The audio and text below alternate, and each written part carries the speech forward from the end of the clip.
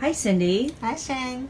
So, you know, I have a question for you. I mean, I Okay. understand you're a feminist Yeah. therapist, and and you specialize a lot with the LGBTQI community, which is great, and that you yourself are a lesbian. hmm Like, tell me a little bit more about how that has helped a lot of your clients in Me terms being of. a lesbian. Well, I guess you could say that, Well, I yeah. mean, actually, it can be. Okay. I do work a lot with LGBTQI issues, but, you know, one of the things that's coming to light, I think, for a lot of people is there's a lot of focus on gay issues. There's a lot of focus right now on transgender issues, which is awesome because that's been an area that's been super neglected. Bisexual is often really ignored or misunderstood. And then one of the things that's coming back up that had been in dialogue a lot, I think a couple generations ago or a generation ago, was lesbian issues. And now lesbian issues are sort of like, oh yeah, and them too.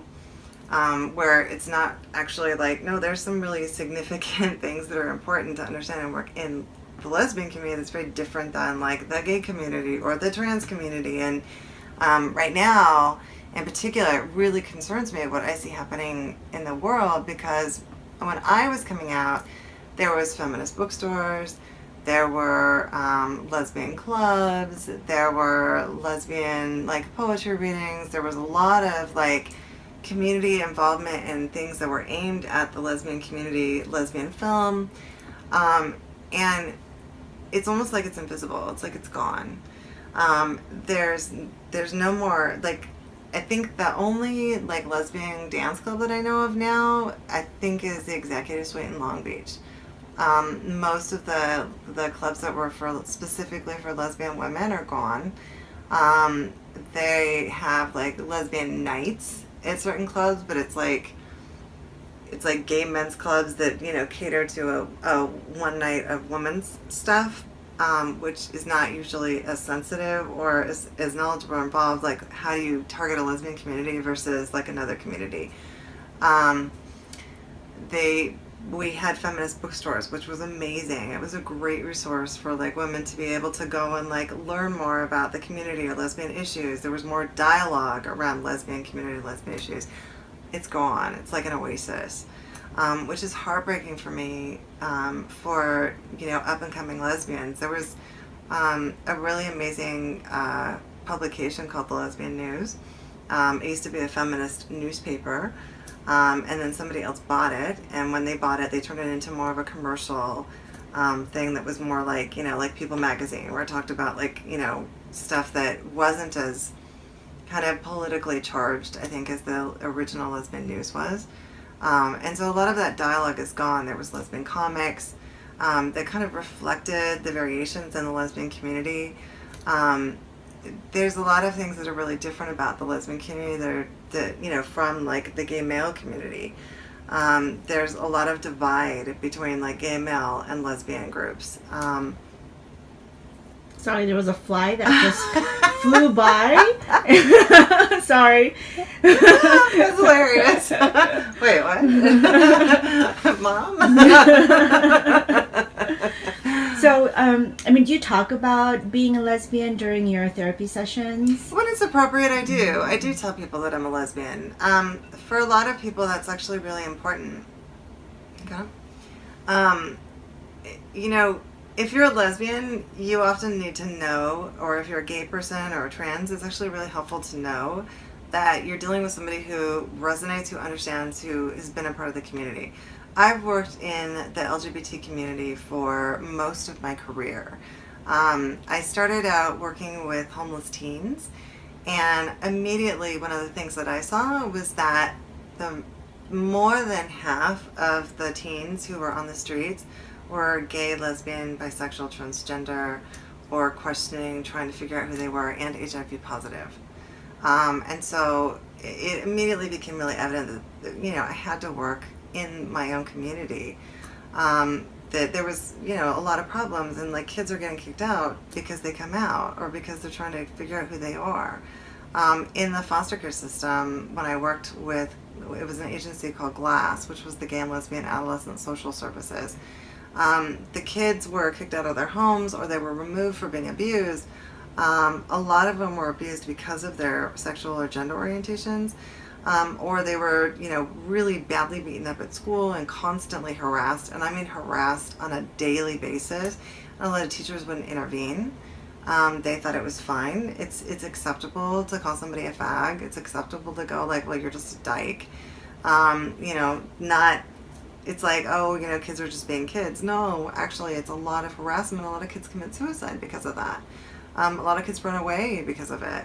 So the kids that I had at GLASS were often, removed from their homes and their families. And in foster care systems, and in most of the placements, they were harassed, teased. Their foster parents or their group home, staff were very insensitive to them being LGBT, and there was a real lack of awareness. The social workers, the probation officers, often there was a lot of hostility. I would do trainings at hospitals. I would do trainings at different agencies, and the hostility was palpable. People like, I'm kind of going off on a tangent, like transgender people. I was going to ask you about that. Yeah, I'm often like hesitant to refer somebody who's transgender to a psych hospital. I'm hesitant to do that in general, but especially with them, if they are in the transition process and they've started like hormone therapy, doctors will take them off hormones. They'll say, well, that's not my specialty, so we can't administer that. And they'll take them off their hormones. And if you've got somebody who's already, depressed, suicidal, and then you remove this piece of that is a core part of them being able to be who they are and their identity, you're creating a horrible situation and a really hostile situation. And so I'm really cautious about that kind of stuff. So I think I got off on a tangent. No, that's fine. No, it's great. So I what I'm getting is that your ability to help clients in this community has been definitely a huge benefit to the community. So well, and I'm really proud to be a lesbian helping lesbians, and also working with gender identity stuff. I'm proud of both. Awesome. I do work with gay men, so don't get me wrong. It's not that I don't enjoy working with gay men or bisexual people. I really do. I work with pansexual. I work with a lot of, BDSM community, so I work with the whole gamut. Mm-hmm. But in particular, I get worried about the invisibility that continues to come up in the lesbian community and the lack of awareness of that lesbian issues can be really different.